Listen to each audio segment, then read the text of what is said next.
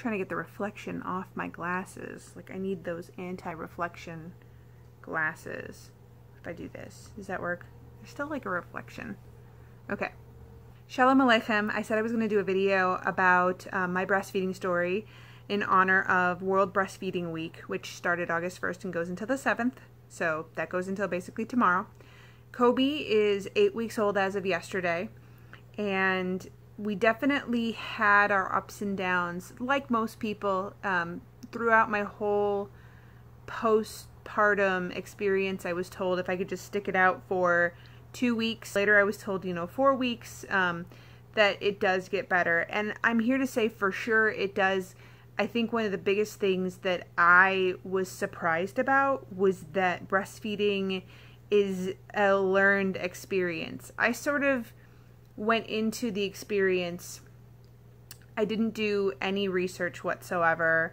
I was supposed to be taking a breastfeeding class. Unfortunately, the childbirth and child preparation classes that we ended up taking were really unsatisfactory. We went into it with this expectation that they were going to go over a lot of the techniques and have us practice them, and it'd be really taught more like a class. And unfortunately, we went into it and they did a lot of like diagrams, and then we would do like a craft the rest of the class. For example, the class on laboring really just gave us a pamphlet on like laboring techniques, and I don't even remember what we did for the rest of the class. I think we made rice bags. It was really dumb. So my husband and I decided in the end that we were going to kind of stop going to the classes. We bailed on like the last 5 classes because we really felt like we weren't learning anything in them.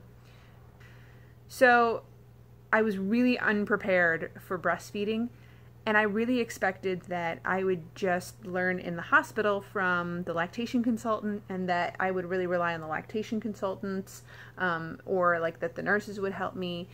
And I think in retrospect I wasn't wrong to expect this. I think what was really surprising was just how unhelpful everybody who was part of it actually ended up being.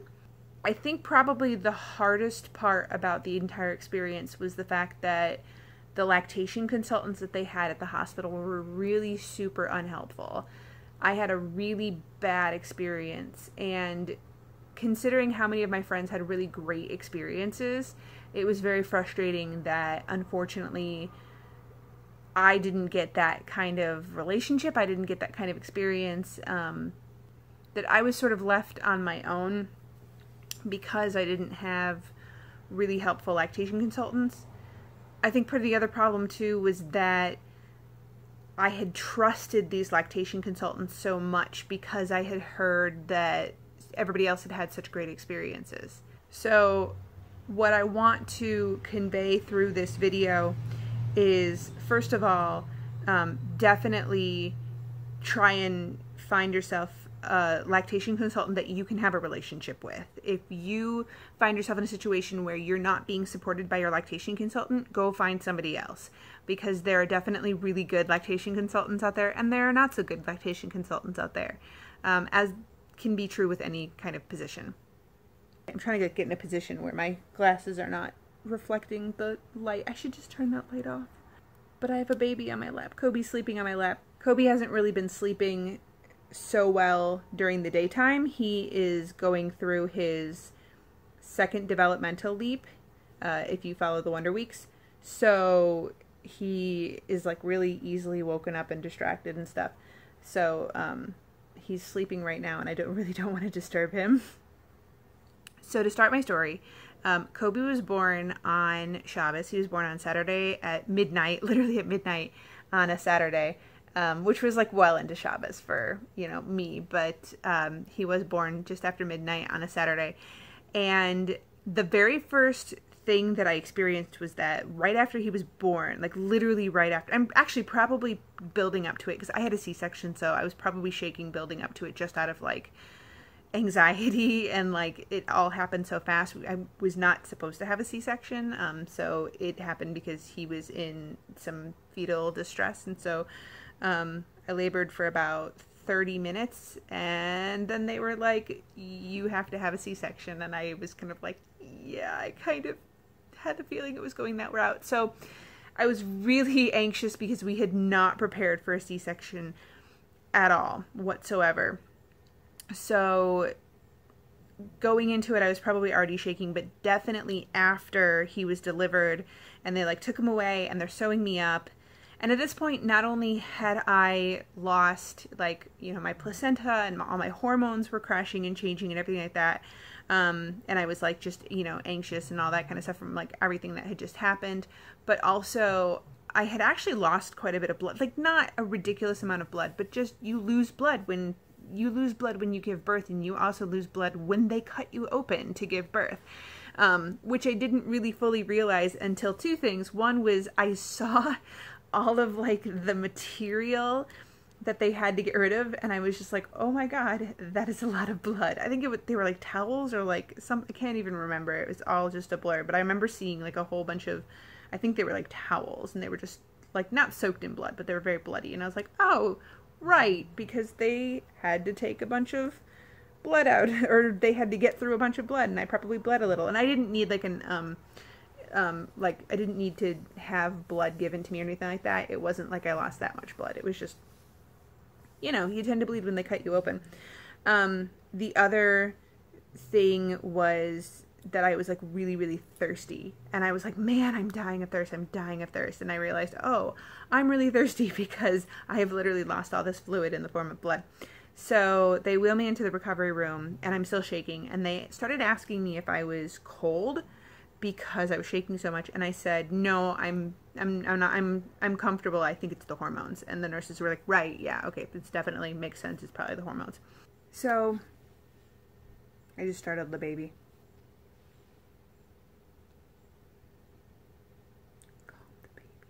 Calm the baby. Shh, go back to sleep. There is cat hair everywhere. Why is there so much cat hair on my baby? Oh my gosh. Ah. Other moms, if you have cats, like, do you have problems with cat hair all over your baby? All over, like, his clothes and all over his stuff. Anyhow. So I'm shaking, and they finally, after I want to say maybe half an hour, they finally bring Chris and Kobi in, and I get to hold him. And I remember from when I did the tour of the hospital that they said that they would want me to nurse him as soon, like the very first thing that they were going to do is they're going to want me to nurse him. So I say to the nurses, do you want me to breastfeed him? And she goes, do you want to try? I'm like, well, yeah, of course I want to. Like, if I'm supposed to, if he's hungry, I need to nurse him right now. So I was like, yeah, of course I want to. So she went ahead and like explained to me how to do so. So she's like, you know, hold him, and I'm right-handed, so I put him on my left breast, and she was like, you know, hold your boob like this, and hold the baby like this, and take the nipple and kind of like, I don't know, put it on his lips, and he'll latch. And he latched right away. Like, literally, he immediately latched. He sucked for a little bit. Like, I was totally encouraged. I'm like, oh my gosh, this is working so well. It's fantastic. And I didn't even know how long he ate because I had no context for what I was doing. But it worked well. And he ate and he relaxed. And then she's like, do you want to try the other one? I was like, yeah, okay. So we flipped and he started doing the other one. And I don't know, he didn't eat as long, or he didn't latch as hard. I don't know. I don't remember exactly what happened, but it wasn't quite as successful. And then she said, well, since you're very well endowed, you might feel more comfortable with the football hold. And I did. I felt like the football hold worked a lot better. So I went ahead and did the football hold for him, and it worked out fine.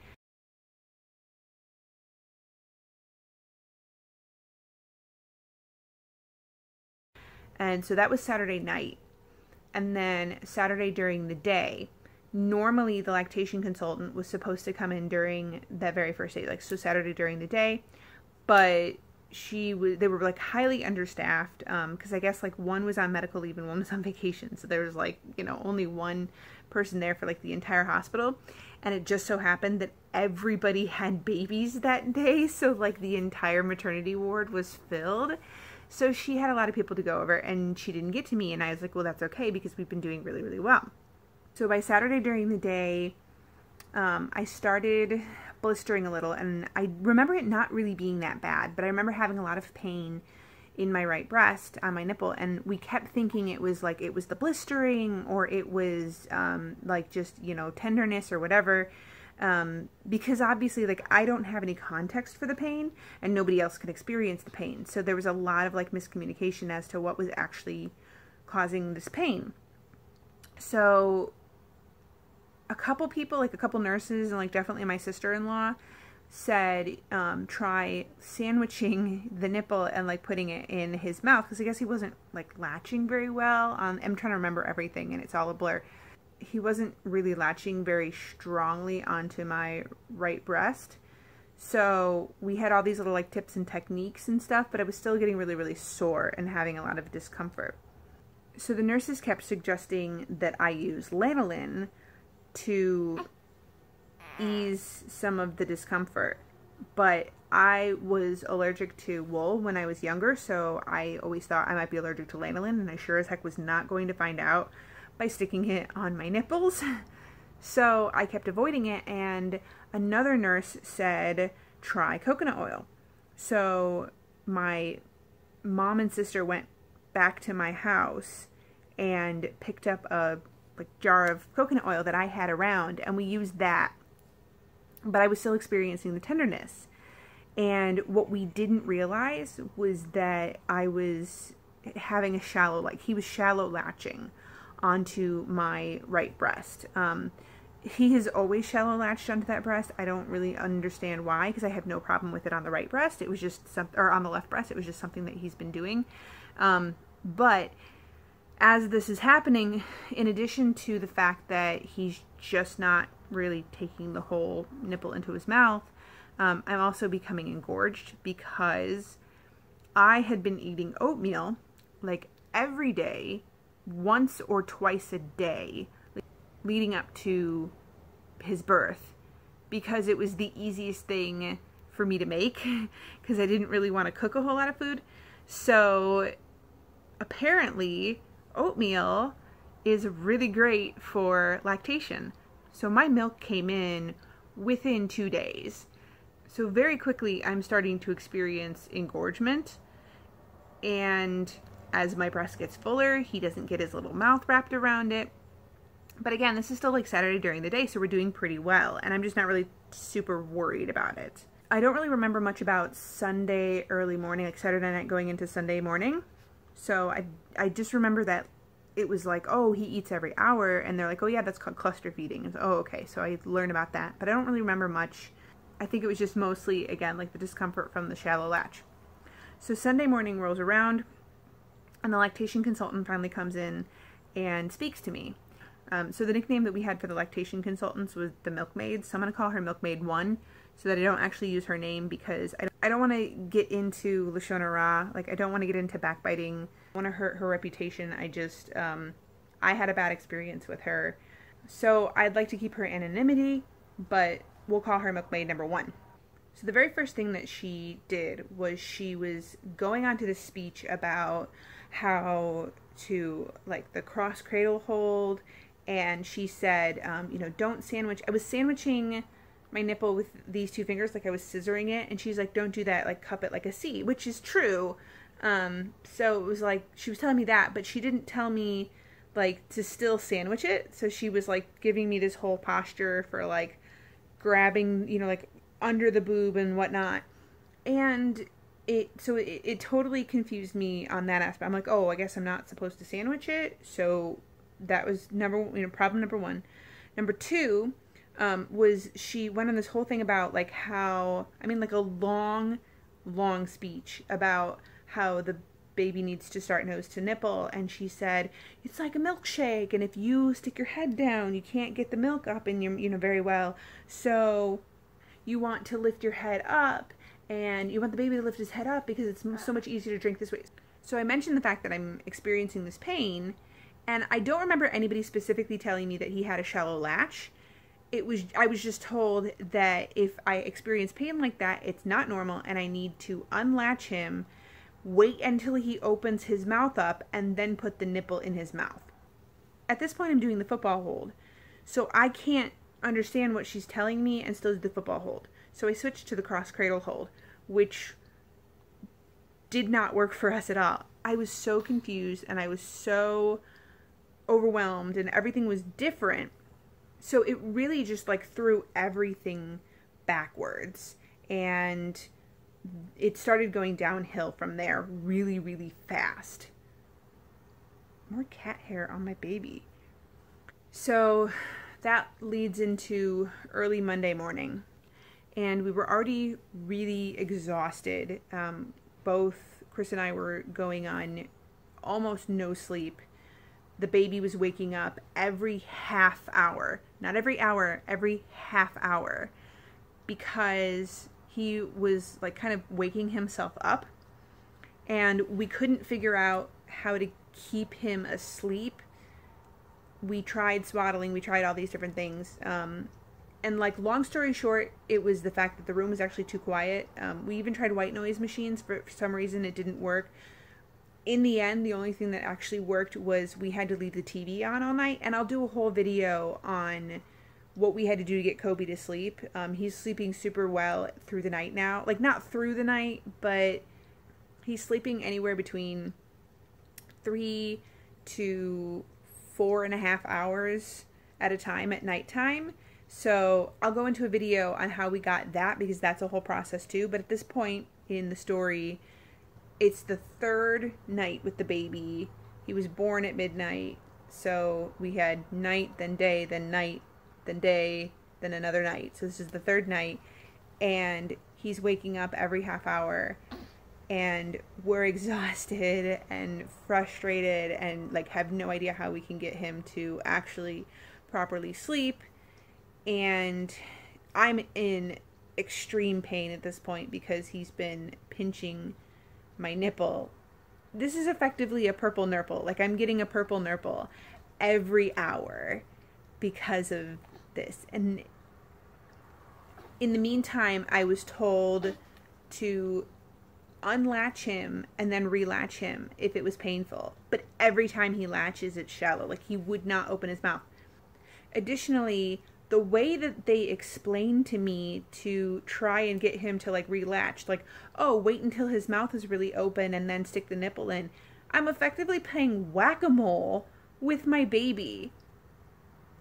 So here we are at maybe 3 o'clock in the morning, and he's crying because he's hungry. I'm in pain. I'm exhausted.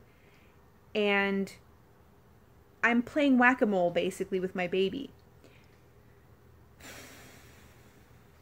And the worst part was, it's still like really hard to talk about because it was probably the most painful, most traumatic experience in my life. Which seems kind of gilded, but like, when you're dealing with your baby, it's really emotional. So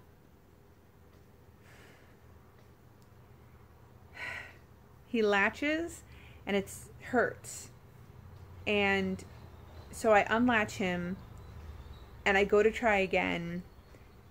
And as he's going to latch, I flinch and I pull back.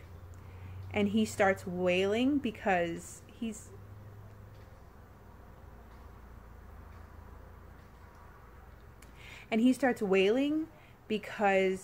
hungry. And I'm holding back, I'm taunting him, I'm holding back the nipple from him, and he just wants to eat. And I can't do it.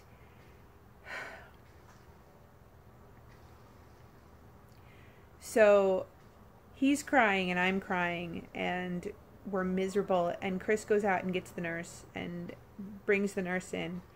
And she is trying to help us with what we're going through.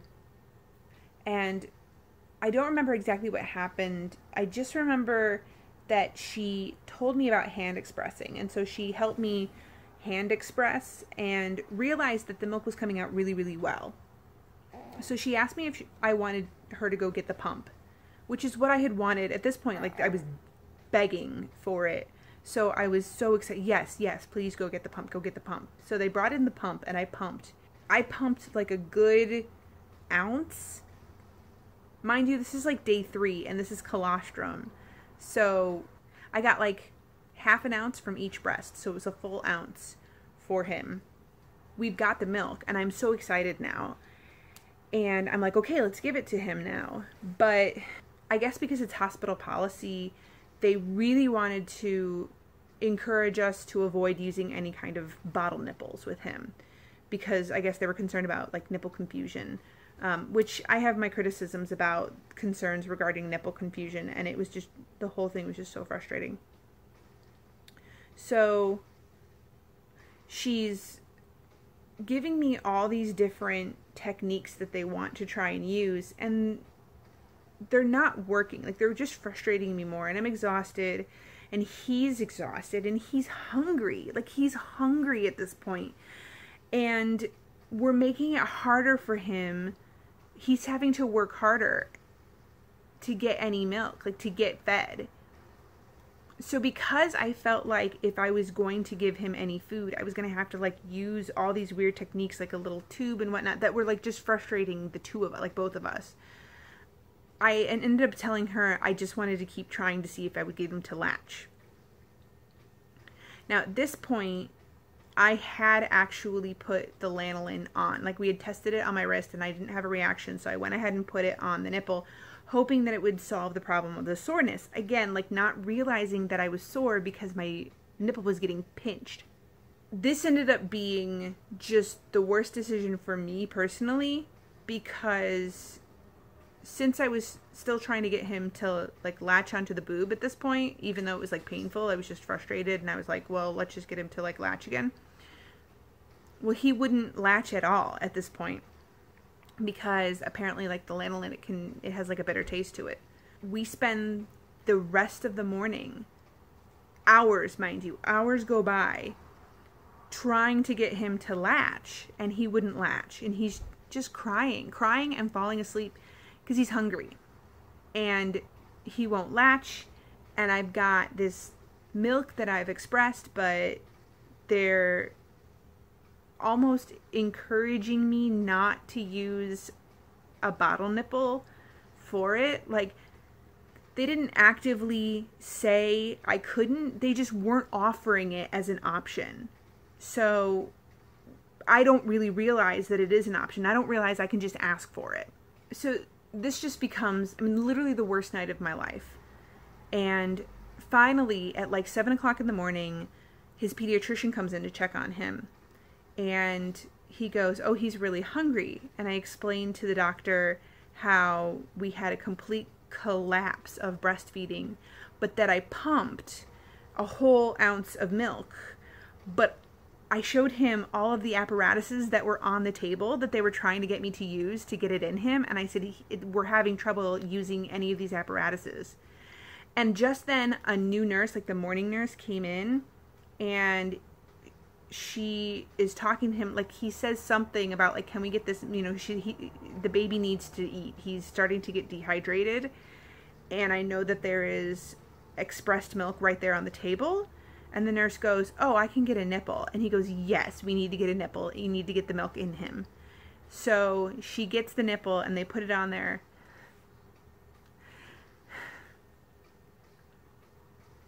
And I finally get to feed him. And it was the most relieving moment ever. It really, really sucked having to sit there and feel like I couldn't give my kid food. So finally being able to get nourishment in him was just a giant relief.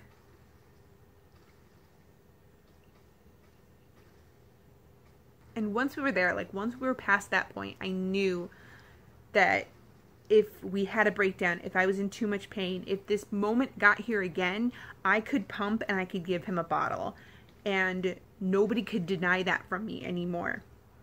Knowing that I had that empowerment at least gave me some sense of like, this is going to be okay. But I was still at this point pretty traumatized from the whole night, and I was still exhausted. So my mom and my sister come back to the hospital from the hotel, and they allow me and Chris to sleep, and they give Kobi a bottle while I'm sleeping, and I just continue to pump. And I pumped and gave him a bottle literally for the entire day, because I was still just so traumatized from this whole night and experience. And I washed all of the lanolin off and vowed never to use it again and went back to the coconut oil. And I finally realized that I needed to stop getting advice from all of these different nurses, like all these different people that came in and were giving me all this different advice, and I was just getting confused. So I ended up calling a friend of mine who actually has a daughter who's about 6 months older than Kobi, and I asked her to come to the hospital to please like help me. I'm so confused about this breastfeeding stuff, and I'm just getting conflicting information. So she comes to the hospital, and I told her about how I had previously been doing the football technique, and I showed her how I did that, and she was like, "You're doing fine. You need to just continue to do that." And I told her about the shallow latch and how we were having trouble with that. And she was like showing me how to sort of better take care of that. And slowly throughout that day, this is now Monday, we're establishing a better nursing relationship. And really like the worst part of all this was that the thought of him crying, the thought of having to nurse him, the thought of him waking me up in the middle of the night to nurse was still giving me this anxiety, and I didn't really want to hold him, and I didn't really want to take care of him because I was feeling so anxious from this whole experience. And that was really upsetting to me because I really didn't want to suffer from like postpartum depression. So I started to get really nervous that this was just going to get worse and worse and worse.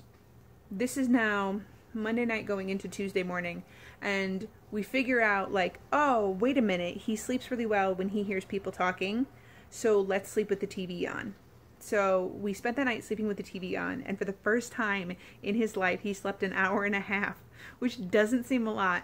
But when he's only been sleeping half-hour stints at a time and you have not been getting sleep, like literally the minute we would start to fall asleep, he would cry and wake up, and that's absolute torture. Like, it's easier to stay up all night than it is to wake up as soon as you start to fall asleep. It was absolute torture. So he sleeps for an hour and a half. And when he wakes up, he's crying, and I have like finally fallen asleep for the first time at night in 3 days, mind you. And I wake up kind of confused, like, oh, the baby's crying. I think I'm supposed to do something. So I reach into the little like box that they keep them in at the hospital. And I remember I pull out my breast and I put him to my breast, and he kind of like licks it a little like they do at first, and then fell asleep because really he wasn't hungry. He just woke up. So for him, it was just the comfort of like, oh yes, my mother's breast, good, excellent, and he fell back asleep. And after he fell back asleep, I woke up enough to realize that I had gone to take care of my baby without any experience of anxiety whatsoever, and that here I was holding my baby, and I was full of happiness to be like holding him. Like I really got over that sense of like, I don't want to take care of him, I don't want to deal with him, like I'm overwhelmed by this. So knowing that all I needed was like an hour and a half of sleep and I was going to be totally okay, I sobbed because I was so happy that everything was okay. Like, this is going to be fine. We're recovering from this experience. So we continue to bottle feed him. Like, I pump and bottle feed him all Tuesday until we leave the hospital. And we leave the hospital and we go home finally after 4 days of being in this hospital. So my friend who had the 6-month-old daughter actually came over to drop off her breast pump because she was like, I'm actually done. I have a 6-month-old. I'm going to start weaning her. I really don't need a pump anymore. So she gave me her old pump. It was such a nice day, and we have a pool in our backyard. So she ended up staying over all evening long, and I finally felt confident enough with her around to actually start nursing again. So I ended up nursing him. I ended up nursing him all day long because it was like 95 degrees outside and our air conditioning was broken. Of course, like we come home from the hospital with a baby for the first time, and our air conditioning is broken. So of course, since it was so hot, I had to hydrate the baby. So he was nursing like every hour, but we were doing okay. Like I wasn't nearly so sore because I had given myself a break for like a day. Plus, with the pumping, the engorgement went down, so he was able to get his mouth like around more of the boob so that it wasn't pinching quite as bad. And we were just having more success with establishing that deep latch before he has a shallow latch in the first place. So slowly we're like starting to kind of do better, but there was still some hiccups. Somehow during this time, I started to get concerned because he was still cluster feeding. He was still eating like every hour. And one of my friends said, well, how's your milk fat content? And I was like, what are you talking about? Like, I don't know how to check my milk fat content. So she explains, well, since you're pumping, how much cream is at the top? And there's like a thin little layer of this cream. Like there's barely anything there. So she goes, well, what have you been eating? And I was pretty much just eating oatmeal and vegetables. And that was it, because I, of course, like didn't have any time to cook because I'm nursing every hour. So she explains to me, you need to eat more fat in order to have more fat in your milk. And so I start putting like heavy whipping cream in my oatmeal and like immediately see a huge difference. And it helped some, like he's eating maybe every hour and a half now instead of every hour, but he's still eating really, really frequently. And between Wednesday and Thursday, we're doing pretty well, except that at nighttime, I kept feeling really, really sore. Like my muscles were really achy and I was exhausted, and I started to have like a pain where I thought my lymph node under my armpit is. Started to think I had mastitis because I had like all these symptoms. But I would feel a lot better in the morning. So then comes Friday, and that was when we had our appointment with the lactation consultants again. So at this meeting, I'm going to call her Milkmaid 2. And the very first thing I do is I tell her, well, I think I have maybe mastitis because of all these symptoms. So she asks me to show her how I nurse. So I start to show her how I nurse. And immediately she's like, oh my gosh, no. The only reason I was having all that discomfort was because I was actually leaning over the baby. So she shows me how to like lean back and puts me in a much more comfortable position. So I realized that the only reason that I'm having all this discomfort is I'm just really bad posture. So we establish a little bit better of a nursing technique, and we do what's called a weighted feeding. So they weigh him, and then he nurses, and then they weigh him again, and they see how many ounces heavier he is because of how many ounces of milk I've put in him. So we established at this point that I can get like an ounce in him from the left breast, but he's only eating like half an ounce from the right breast. And she explains to me, well, because he has this shallow latch, he's not able to drink as much milk. So he's working twice as hard to get this milk, and he just gets tired and he ends up quitting. We explained to the lactation consultant that, well, yeah, he's been eating really frequently. And the way that she spoke to us was a little condescending. She starts talking about, well, he's gaining enough weight, but he's not eating enough. So it must be because he's just eating more often. Which we're like, okay, that makes sense. So we're just feeding him more often. That's why he's doing so well and he's gaining so much weight. But he's not eating, like he could actually be eating more efficiently. It was really kind of what we were establishing. The thing that was really annoying was the way that she was talking about it. She was almost saying it like it was an inconvenience to Kobi, instead of addressing the fact that I'm the one that's going crazy because I'm literally doing nothing but nursing the baby. Like, I don't have time to shower. I don't have time to go to the bathroom. My entire existence is feeding this baby. So almost like an afterthought, she's like, oh yeah, well, like that's really stressful to you and you shouldn't have to do that. Like, he doesn't care that he's eating all the time. He would prefer to be eating all the time. So like, why are you talking about this like I'm hurting my baby by doing this? So at the end of the entire consult, when she's giving us sort of our like game plan till our next meeting, which was going to be the following Wednesday, She then starts talking about it like I'm starving my baby because he's not getting enough food. Yet we had already established the fact that he was gaining enough weight. He was actually back up to his birth weight after 6 days.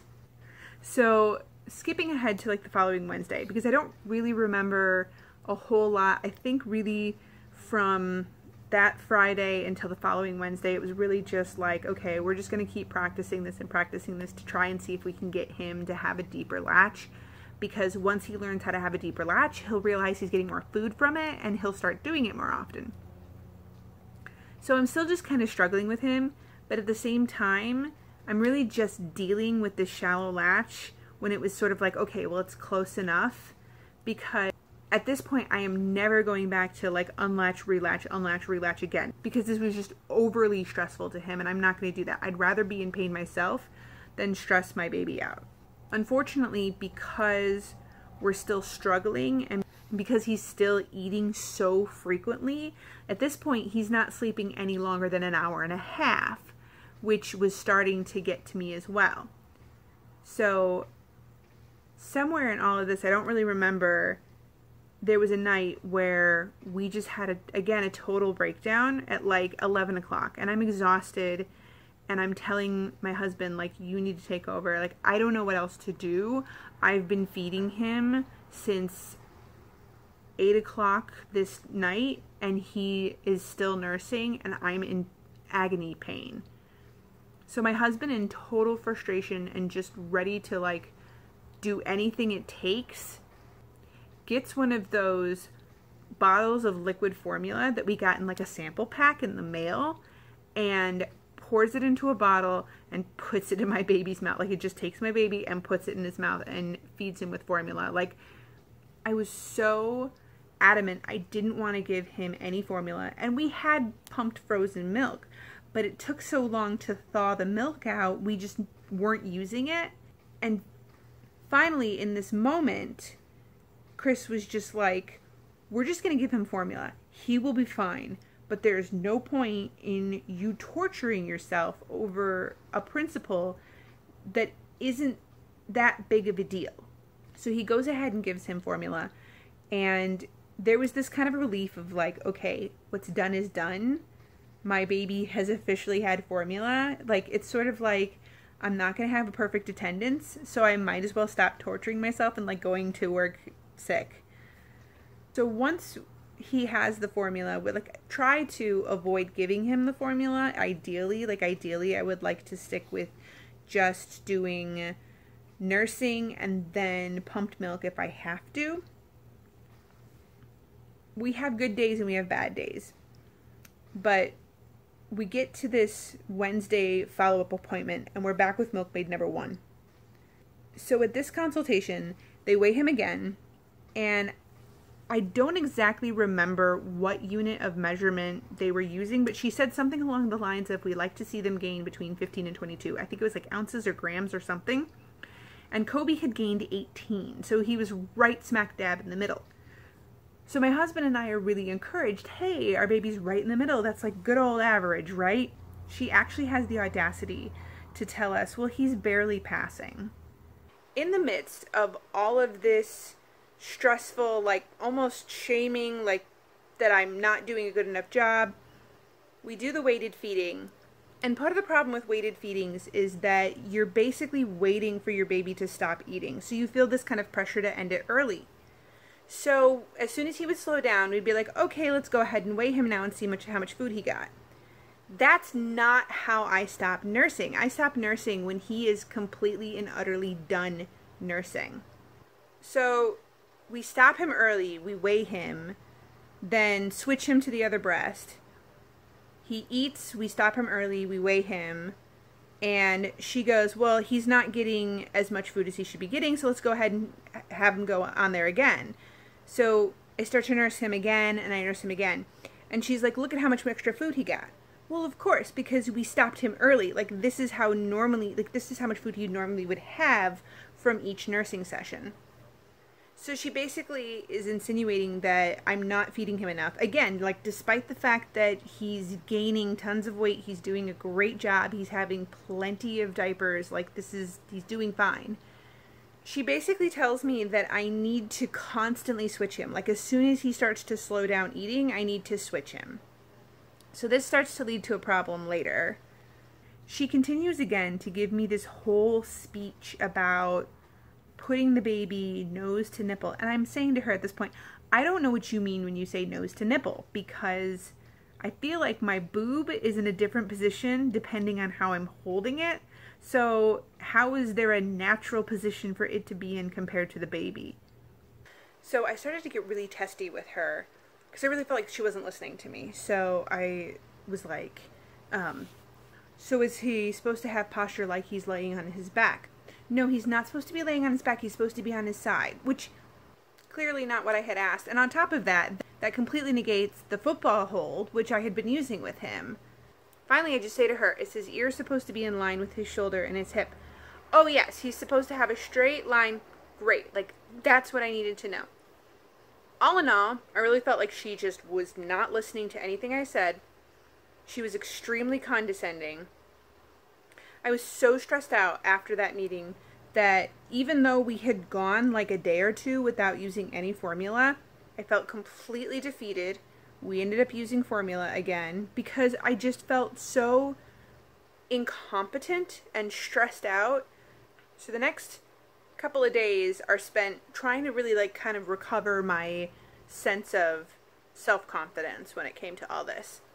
In the meantime, I'm still struggling, still nursing every hour and a half. I'm really feeling like my life is just sitting on a couch with my boobs out, and I really was just feeling very isolated, feeling very exposed and very vulnerable. On top of that, we had people in and out of the house all the time. We had people visiting. We had people coming to work on our basement, people coming to work on the air conditioning unit. My brother's currently living with us. So it was just, there was a lot of stuff going on, and here I am sort of stuck on the couch watching crappy Netflix movies and just really feeling defeated. So a friend of mine tells me to go onto these breastfeeding support groups on Facebook, and I post and I say, something doesn't seem right. I feel like my baby's eating way too much. I'm getting really frustrated. I'm feeling very overwhelmed, and I feel like I basically just live my life on the couch nursing. I specifically said I didn't want people to just sit there and say, don't worry, it gets better, or you're doing a great job, or really just like empty kind of comments. I really needed advice on what to do to alleviate whatever it was that I was experiencing. Unfortunately, I didn't get any useful advice at all. Like, I literally had people telling me what I told them not to say. I legitimately had one woman say, I don't see what the problem is. That's just what babies do. You should get a TV in your room. That was her advice to me. Like, I should just go out and spend $100 and something and get a TV for my room. Like, it's just that easy. I ended up leaving the group, ticked off, overwhelmed. Finally, I had this really great friend, Rebecca, and she called me up. And this was on a Sunday. And she went over everything with me. And one of the questions my friend Rebecca asks me is he finishing a breast? Like, when he is done eating, do you feel completely depleted? And I said, no. And she goes, he's not getting any hind milk. That's the fatty milk that they get at the end. So, of course, he's eating all the time because, again, we're back to him not getting any of the fat. Because this milkmaid number one had told me to constantly switch, I was stopping him before he was getting the fat milk. And again, like, I'm stressing my baby out because I'm moving him around, I'm jostling him, like he's getting tired. So we don't actually finish a nursing session, and we're back to the problems that we were having before. Needless to say, it felt like every time I went to these lactation consultants, they caused more problems than they actually solved. Even though I was getting help from them, she gave me the information of her lactation consultant that she had an amazing experience with. So I wrote the information of the new lactation consultant down. I went and visited her website. I went to other websites that was suggested to me. And I felt like maybe I should actually be researching this. Maybe I should be using these support sites by different lactation consultants and not just constantly asking other moms. I keep the information for the lactation consultant, but since it's Sunday, I decide, you know what, I'm going to wait until tomorrow before I give her a call. So in the meantime, I go on YouTube and I start YouTubing videos on how to breastfeed, basically. I come across this amazing video that I will link in the comments because it really changed everything. In this video, all she does is she just goes over the basics of how to nurse, and the way she explained it, for the first time, I really felt like I understood what she was saying, and she was describing enough stuff that I thought, oh, I now have the tools to actually properly nurse him. In her explanation, she goes, if you have a shallow latch, watch my video on what to do about a shallow latch. So I immediately click on this link. Oh my God, I have to see this. She explains a technique that they call the flipple technique, where you take the breast and you put your thumb to like kind of lift the nipple back, and you kind of wave it like in front of their nose. The baby will then open their mouth really wide and kind of like, and as soon as you do that, instead of trying to like aim for their mouth and like shove it in there, you just let go because it's already in position. So as soon as you let go, it flops back in their mouth and they like latch immediately. In one video, all of our problems with latching were gone. That is all it took, and suddenly like all of this shallow latch issue, I was completely alleviated from it. It was revolutionary. Suddenly, because he's getting a better latch, he's eating more milk, I now know not to switch him so many times, so he's actually finishing each breast. I ended up never having to call this lactation consultant because we were doing so much better, and all it took was just watching a YouTube video. Since we did that, that was when he was 2 weeks old. He's now 8 weeks old. And I can honestly say that breastfeeding is pretty much a breeze. I'm not super crazy about nursing in public, partially because of the modesty issue, just in the sense that I still have some problems trying to like get my boob away discreetly, and I really don't like exposing my breast to other people. I'm very private about that. So it really kind of depends on whether I'm sitting or standing or walking, whether I have to get up a lot, what kind of clothing I'm wearing. But I would say that probably more often than not, I do just nurse in public when the situation arises. And then if I'm in like a really rough situation where I'm in a grocery store and there's nowhere to sit, or I have stuff to do and I have to get him fed and move along, I do have some formula, and I always carry a bottle in my diaper bag as like a backup. I also carry my manual pump in my bag, so typically what will happen is I'll give him a bottle of formula, and then when I get back in the car or when I get back home or I get like to a more discreet location, then I'll go ahead and pump. And then that kind of has the added bonus of the fact that we then have frozen milk that we can store away for if I know that I'm going to be gone long enough that he will need to definitely have something and it's not like an emergency. I really prefer him to have breast milk over the formula. I would say all in all, he probably gets formula twice a week, if that. We've really cut it down to it being like just an occasional thing, as opposed to a point where it was literally he was getting a bottle of formula once a day, sometimes twice a day, because we were having so many issues.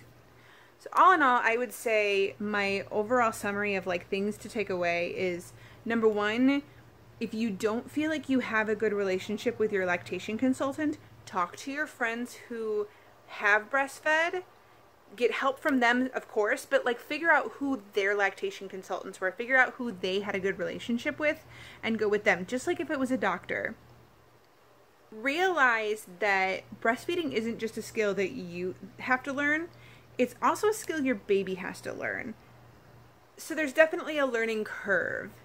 And there's absolutely nothing wrong with just taking time to just practice like it's practicing anything else. Realize that there is a significant amount of loneliness that comes from nursing.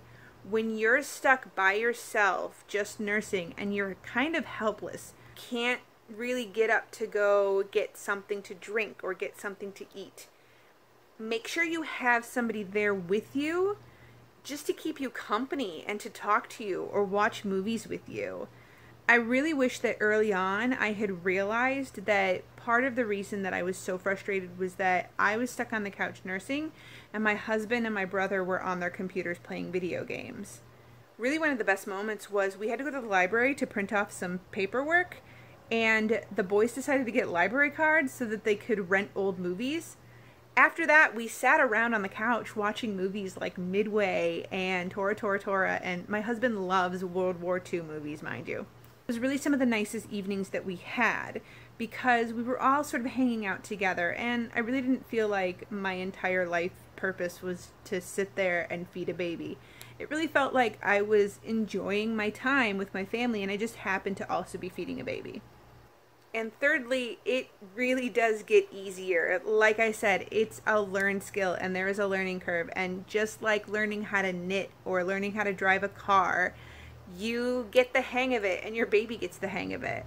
I think one of the funniest things now is that Kobi is so good at latching that sometimes he will try to latch onto parts of the boob that is not the nipple. So we'll both be kind of out of it like 3 o'clock in the morning, and he'll like grab onto like the top part of my breast and I'll be like, oh god, no, that's not it. So I hope that this video really helps everybody. I'm gonna try and edit it and get it up today, but if I don't, I should be able to get it up tomorrow, which is technically the last day of World Breastfeeding Week. And even so, all of August is World Breastfeeding Month. Definitely check out other videos on the issue. Dina Tokyo has a really great video where she rants about breastfeeding in public that I just loved the heck out of. Don't forget to comment and like this video, and if you like what you see and you want to come back, don't forget to subscribe. Shalom Aleichem.